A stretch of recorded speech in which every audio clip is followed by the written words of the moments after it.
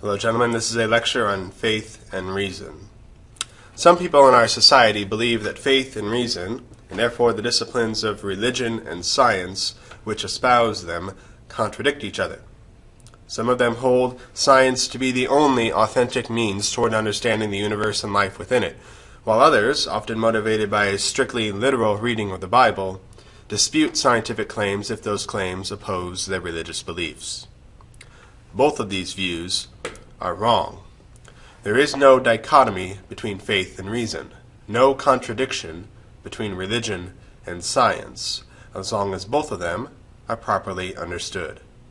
While religion and science are distinctive, Pope John Paul II wrote that religion is not founded on science, nor is science an extension of religion. For much of human history, they have cooperated with each other in support of each other's efforts. As you read, throughout her history, the Church has formally nurtured the sciences in her teachings and in her actions, and members of the Church have been inspired to enter into the scientific arena and have made numerous contributions to the progress of the sciences, which demonstrate that the Church has historically been a patroness of science rather than a persecutor of it. Numerous priests within the Church itself have been notable scientists and mathematicians, making remarkable discoveries and contributions to the scientific and mathematical disciplines at large. This history of a largely positive overlap between the Church and science leads to a logical question. If the Church had been opposed to science, or if the Christian faith were somehow incompatible with scientific inquiry, how could so many priests have found the time and freedom to rank among the greatest of scientific pioneers? At the most basic level, both science and faith can and should support the other as distinct dimensions of a common human culture and as valuable avenues towards understanding truth. But even beyond merely supporting each other, I believe that much wisdom can be gained by allowing reason and faith, science, math, and theology to intersect in our minds and in our learning. Religion and science have the potential to cooperate with each other in ways that enhance the other. In a letter to the director of the Vatican Observatory in 1988, St. Pope John Paul II claimed, "The unprecedented opportunity we have today is for a common interactive relationship in which each discipline retains its integrity and yet is radically open to the discoveries and insights of the other."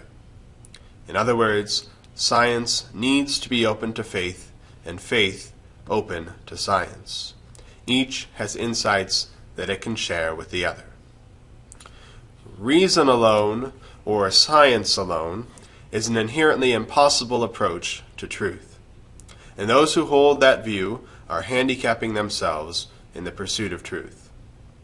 Pope John Paul II says, "Faith and reason are like two wings of the human spirit by which it soars to the truth."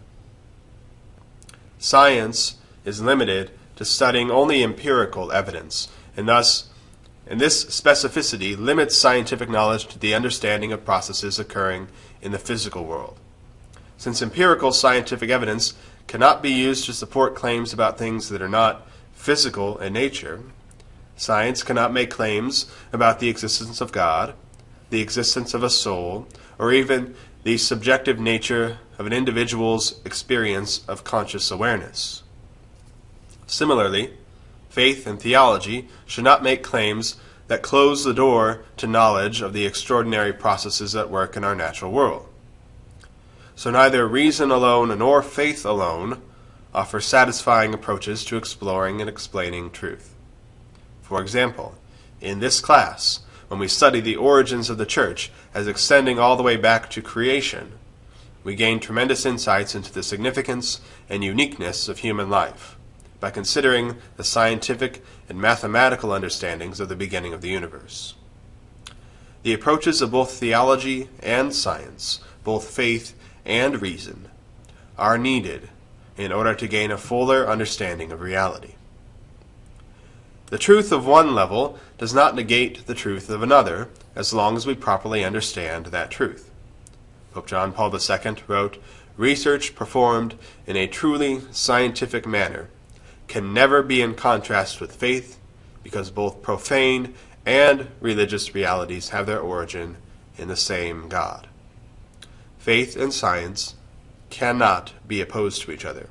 Instead, they read reality at their own levels. Just as different areas of science, biology, physics, chemistry, geology, astronomy, etc., read reality at different levels, as do the social sciences of history, anthropology, and literature, so does faith.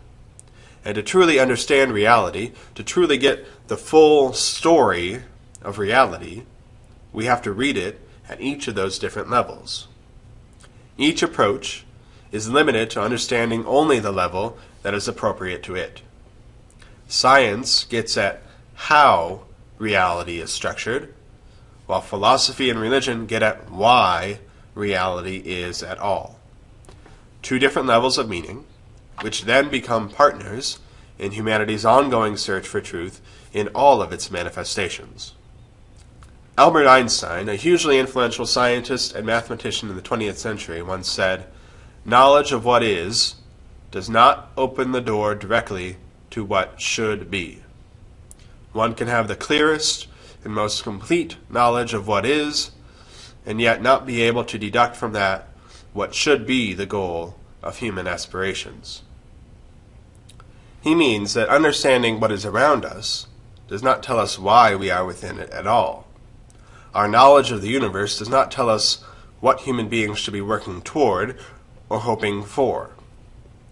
Einstein goes on to say, "Objective knowledge provides us with powerful instruments for the achievement of certain ends, but the ultimate goal itself, and the longing to reach it, must come from another source." I believe that other source, the one that pulls us toward an ultimate goal and gives us the desire for that goal, is the God who created life in the first place. So Einstein seems to be saying that the objective knowledge offered and discovered by science gives us tools to achieve some understanding of reality, but the ultimate questions of why there is existence at all and what that means for how we should live cannot be answered by science. In my own experience, as someone who has studied math and theology extensively in graduate school, and someone who now teaches both, I have never found a conflict between my faith and my understanding of math and science. At the very basic level, my interests and passions in each subject inform and compel each other. But I think the connection lies at a deeper, more essential level. Each one is a pursuit of the truth of the universe. Both math and theology process the world around us and explore its meanings and its implications as they impact our life experiences as human beings. Both approaches can be enlightened by rational and logical thought. But I also know both of them to be emotional and spiritual yearnings for understanding, which may not always be easily understood in rational and logical ways. Math is the language of design and of order, the language of the universe, and thus the language of the creator of that universe.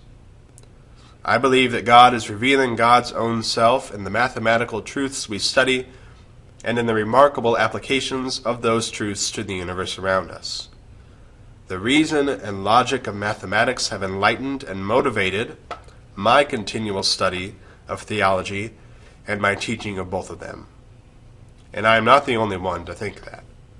As you read, numerous scientists and mathematicians in the history of the church and in the church today had no problem reconciling their faith and their scientific pursuits. We all could benefit from seeing the world through both perspectives.